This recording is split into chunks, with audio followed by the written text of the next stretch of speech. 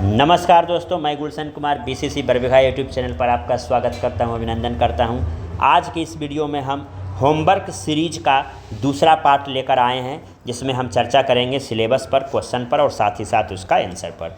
तो चलिए दोस्तों, सबसे पहले हम देखते हैं कि सिलेबस इसका क्या है।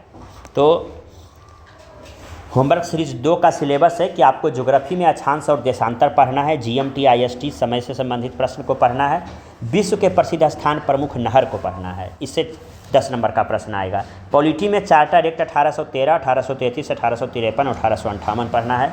बिहार का फैक्ट्स को पढ़ना है, जिससे 5 नंबर आएगा। मॉडर्न हिस्ट्री 1905 से 47 महत्वपूर्ण घटनाएं पढ़ना है। करेंट अफेयर्स स्पीडी में 650 से 700 प्रश्न के बीच में से 5 प्रश्न आएगा। इस तरह से कुल 30 प्रश्न हैं और समय आपके पास 20 मिनट है। दोस्तों, ये सिलेबस कहाँ मिलेगा? तो ये आपको हमारे चैनल बीसीसी बरबीघा पर अवेलेबल है, आप देख लीजिएगा, वहाँ मिल जाएगा। तो दोस्तों, शुरू करते हैं अब इसके प्रश्नों को।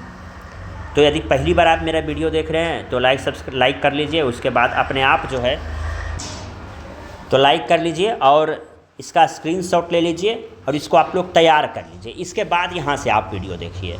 यदि ज़्यादा समय नहीं है तो आप यहाँ से भी लगातार प्रश्नों को देख सकते हैं। तो चलिए 30 प्रश्न हम अब देखते हैं। अच्छा रहेगा कि पहले आप लोग तैयार कर लीजिए। तो दोस्तों, पहला प्रश्न है कि दो अक्षांश रेखाओं के बीच की दूरी क्या है?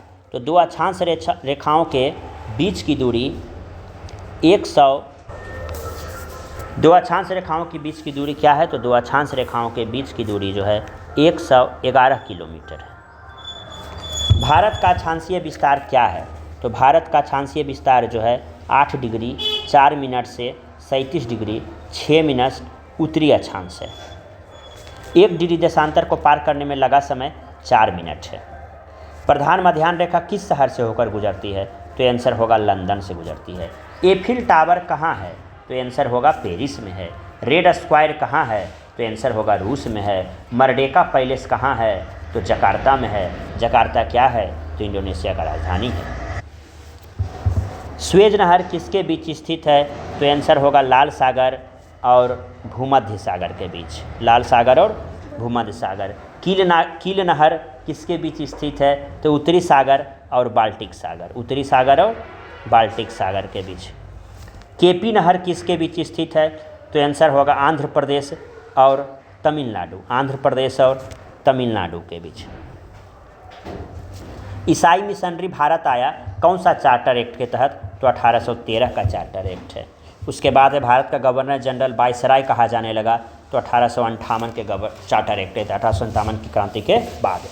खुली भर्ती प्रतियोगिता परीक्षा का आयोजन किस चार्टर एक्ट के तहत हुआ? तो 1853।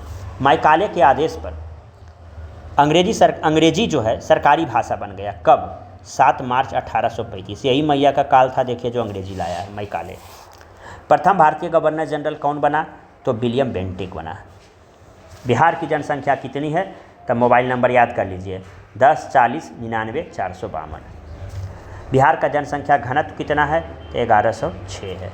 बिहार का साक्षरता दर कितना है? 61.8% है।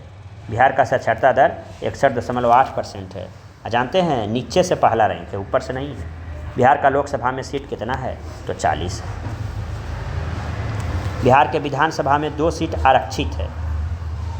बिहार के विधानसभा में 2 सीट रिजर्व है। कहाँ का है? तो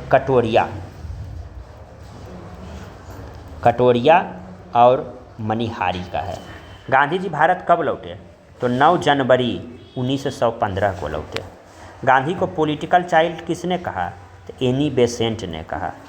सुभाष चंद्र के राजनीतिक गुरु कौन थे? तो CR दास, चित्तरंजन दास थे। चौरा चौरी कांड कब हुआ? तो चौरा चौरी कांड 5 फरवरी 1922 को हुआ। HSRA Hindustan socialist Republic association की स्थापना कब हुई? तो 1928 में हुई। 2 नया मोर अभयारण्य बना है। 2 नया मोर अभयारण्य बना है कहाँ? तो आंसर है कर्नाटक और केरल में। कर्नाटक और केरल में। उपस्थिति पोर्टल किस राज्य ने लॉन्च किया? तो आंसर है झारखंड ने। 2025 में एशिया कप का मेज़बानी कौन करेगा? तो भारत करेगा। ग्लोबल एग्रीकल्चर एक्सपोर्ट इंडेक्स में भारत का स्थान कितना है? तो 8वां रैंक है। यूपीएससी का नया अध्यक्ष कौन बनी है? यूपीएससी का नया अध्यक्ष कौन बनी है? तो प्रीति सूदन बनी है। तो दोस्तों, यह होमवर्क सीरीज़ 2 समाप्त होता है।